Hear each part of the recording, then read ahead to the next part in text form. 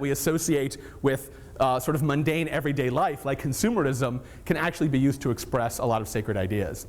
You also asked me about things about the devil. Particularly, it reminds me actually that last year I talked about this more. St. Nicholas, as you saw, both rewarded and punished children. But over the course of the 19th century, there was a development in which, as you begin to sort of look at more illustrations of St. Nicholas, where St. Nicholas is portrayed as a more benevolent figure, and then holy as a benevolent figure, like completely benevolent. And the doling out of the punishment becomes associated with a character that kind of hangs around St. Nicholas. Sometimes they're Krampus or Belsnickel. There's lots of different European folk characters that kind of take that role. But what's interesting to me about that role is that when there's a kind of little demonic figure that arrives with St. Nicholas, and that demonic figure is there to punish the children that are bad, St. Nicholas then gets, it's a kind of a makeover, right? A personality makeover, right? He then gets to be portrayed as just a symbol of kindness and goodness, and the kind of dark parts of his personality are kind of outsourced to this other kind of character. So there is a little bit of that in Christmas as well. I'm curious if you think that these kinds of spiritual aspects of Santa Claus, the emphasis on belief, are still used in the same way that I argue that they were used in the 19th century. Is Santa Claus still used to encourage certain kinds of spiritual training for children? Yeah? Would you agree that the commercialism is kind of taking over the religious part because children are learning younger and younger that there isn't a Santa Claus and that their parents buy them gifts?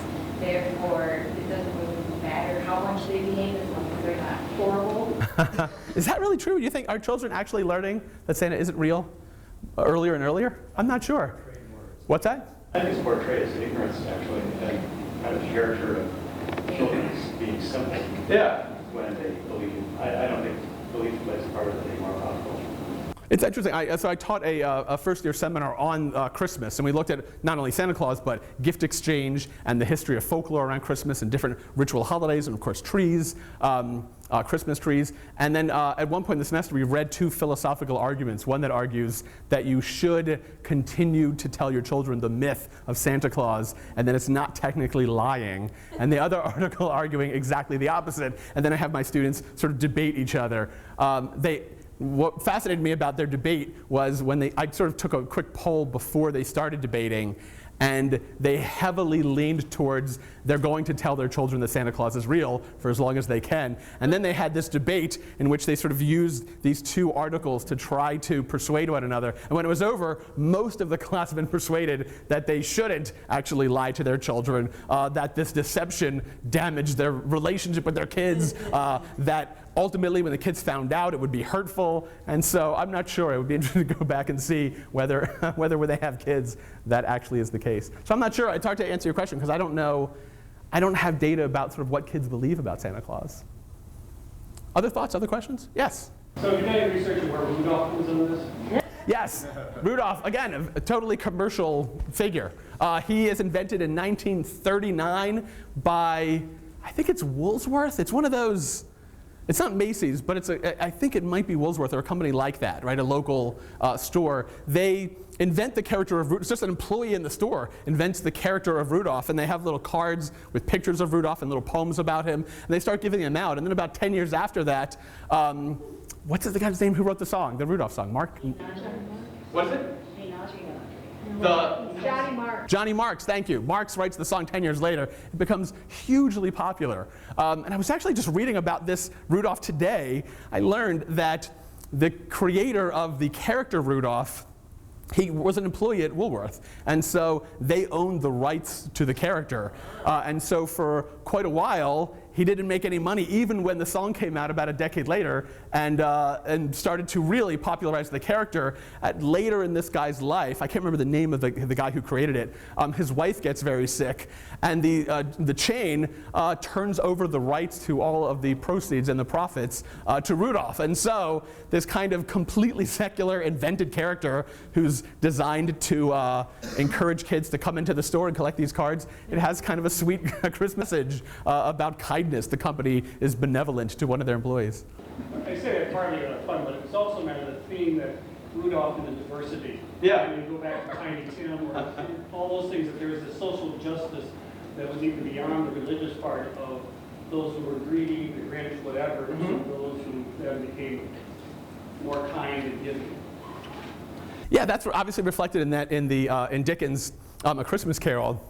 And you can see if you go back and look at A Christmas Carol, a lot of the things that Scrooge is upset about, or a lot of the things that the Puritans were upset about, right? He felt sort of harassed by people. And so these kinds of class tensions that I say you can trace back 500 years and see in early New England were clearly something that still existed and that Dickens was wrestling with and trying to address in the 19th century. So they were still there, but the idea of Christmas was that the holiday was supposed to sort of melt people's coldness and remove some of that. Here's something I want to ask you about. Last year when I talked about I got to go back all the way through these. Holy cow, it seemed like a good idea at the time. All right, so I ended my talk last year talking about sort of contemporary popular versions of Santa, and what stands out to me, I don't know how well you can see this, but the Santa on the right, his list of children that he has to remember is just good boys and girls.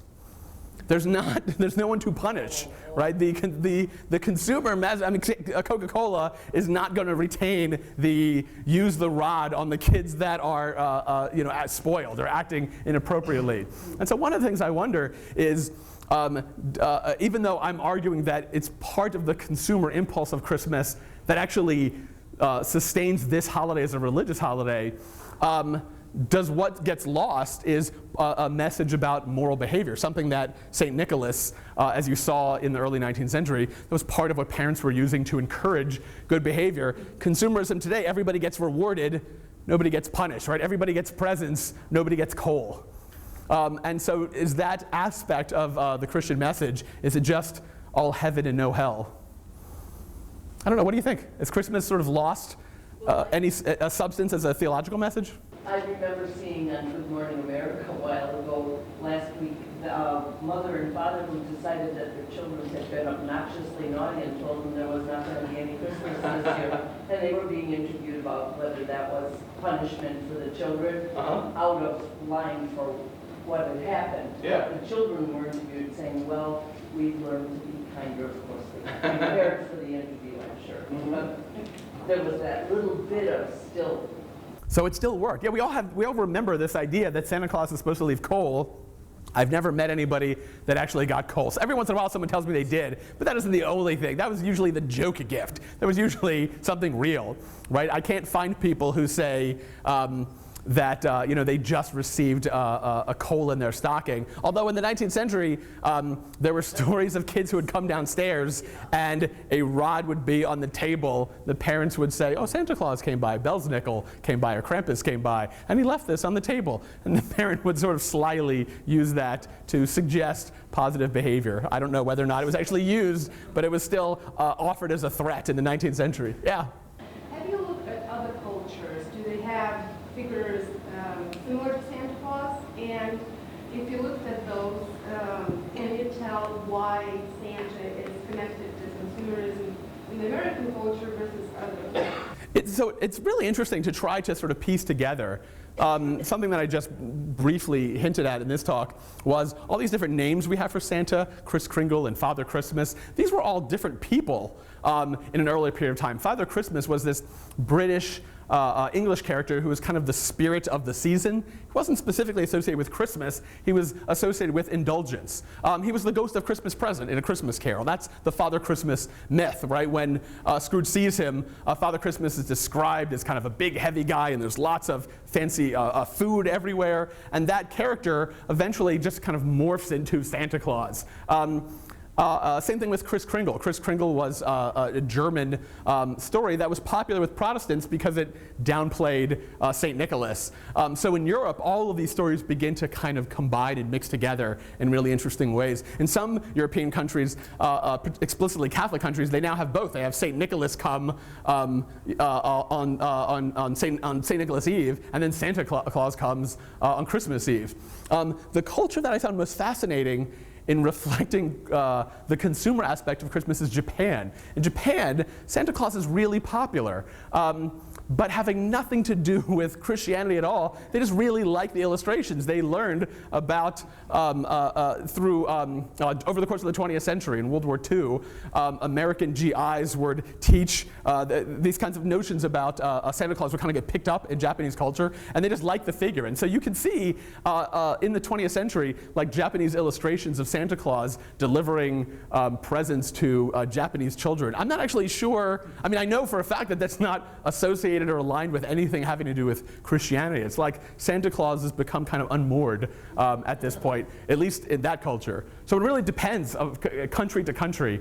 These characters are kind of morph and change. That's part of the thing about folk culture, right, is that no one has ownership over it. And so these stories, as we see with Santa Claus, sort of develop and combine and change over time, kind of morph into this this particular image that we have today, which I think is primarily established as standard because of consumer culture, because they like to have a standard kind of Santa Claus. Right? Coca-Cola wanted a Santa Claus that looked the same every year, not a completely different figure. So it gets more standardized over the course of the late 19th, early 20th century. Other questions? Yeah, Scott. So how do you end up being from the North Pole? And it just kind of dawned on me as you were going around that maybe that was just a nice neutral location. I mean, Real estate development. Yeah, well, then it came up over the week when we were playing word association with my 6-year-old, and somebody said North Pole, and he said, of course. And so he knows that. How did that end up becoming his home base? Yeah, that was actually, I think I have, do I still have this image on here? Let's see. Thomas Nast helps popularize, let's see if it'll show me the current slide. Yeah, so Thomas Nast, the guy who in 1881 drew that Santa Claus that is kind of the modern template of Santa Claus, he did the illustrations for a book in 1869 called Santa Claus and His Works. And in that book, that's the first time Santa is described as living in the North Pole. And then the other things you see about Santa, I originally cut this for time, but what fascinates me about it is there's a lot of illustrations. Thomas Nast was particularly interested in the workshop. Like Santa Claus really has to hustle. This is a common theme in the late 19th century. It's another reason why I think Protestants really began to take to the character. He had a kind of Protestant work ethic, right? He's 364 days a year. He's got a workshop and he's got employees and he's a factory owner, right? He's creating, he's sewing, and he's putting together wooden toys, and of course he has to travel around the world. And so it's in this book actually that the North Pole is specifically first mentioned. And then at this point, Nast is regularly drawing him with the red suit, but then that didn't really begin to take off until like the 1920s. People still continue to find lots of different ways to draw and depict Santa Claus. But those early Nast drawings, he has a huge impact on what Santa Claus ultimately looks like in the kind of mythology. Nast and The Night Before Christmas, the poem that people know, where that establishes the reindeer and describes some of the personality of Santa Claus. Great question. Yeah? So are there any mainstream Christian denominations that really try to utilize the Santa concept as a method of, conveying Christianity to their kids? What I've heard predominantly is it's either kind of accepted or merely just tolerated as a cultural aspect, but not really utilized religiously. Well, so that's what the thing I'm interested in asking you about is, my argument is that encouraging children to believe in Santa Claus. I cut out a couple things for time because I was worried about having this run too long, but right at the end of the 19th century, there's a famous columnist. A little girl writes to a columnist expressing concern that her friends don't believe in Santa Claus. It was called Yes, Virginia, There is a Santa Claus. And it talks about belief in Santa and sort of the importance of having that sense of belief. And so I cut it out of this talk, but I think you could argue that this emphasis on Santa Claus as a thing you can believe in, and a thing that having belief in is part of what makes it possible and part of what connects you to this kind of mystical creature. I would argue that at least that letter is written at the end of the 19th century, that there's still this emphasis on what I'm calling a kind of Christianity with training wheels, right? That encouraging children to believe in Santa Claus is a way to get children to practice believing in Jesus, right? Believing in God. That faith as something that distinguishes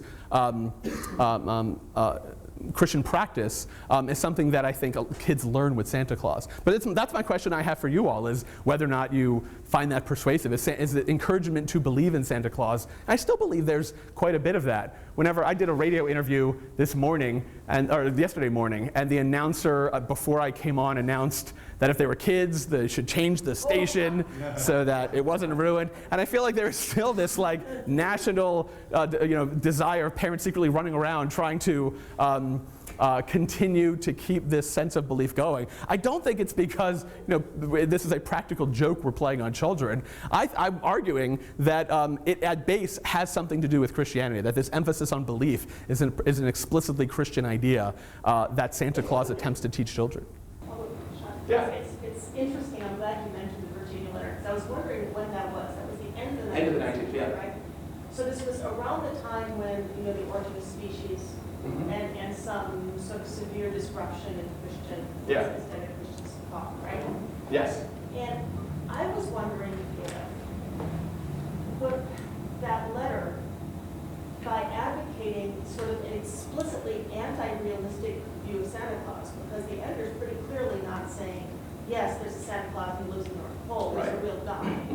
He's saying that Santa Claus is a spirit that, as long as there's truth and justice, right, Santa Claus is what we do, kind of collectively. Aimed at an adult audience, I think it probably was. Could it not be interpreted as sort of an anti-realistic Christian theology that you hear sometimes? That it doesn't really matter if God exists. It doesn't really matter if Jesus was a real figure. The point is living one's life in that sort of a way, and then sort of a reinterpretation of what more standard, metaphysically real Christian theology is. Yeah, that's really interesting. Yeah, that's something I'll have to, I don't have an immediate response to that. It's something I'll have to ponder. But I think you're right. There's this sort of desire to explain belief in a different kind of context than it would have been in an earlier period of time. So oddly, instead of training reals to embrace belief in God, it could be sort of like training reals for theological disillusionment at some point. Yes, you believe in Santa now. Eventually, you'll find out Santa doesn't exist, but that's not the important thing. Yes, you believe in God now, but eventually you'll. There is this. You've probably seen a photo on Facebook too. This billboard that put up by some atheist organization. You see this. Is it a young woman? This picture. She's writing a letter to Santa Claus, and it says something like, "Dear Santa, I'm not going to church this Christmas. I don't have time for fairy tales." So, there's an explicit juxtaposition between, Santa's, obviously, right? So I'm just wondering if the Virginia letter could be read in that sort of an anti-realistic way of interpreting both Santa Claus. So how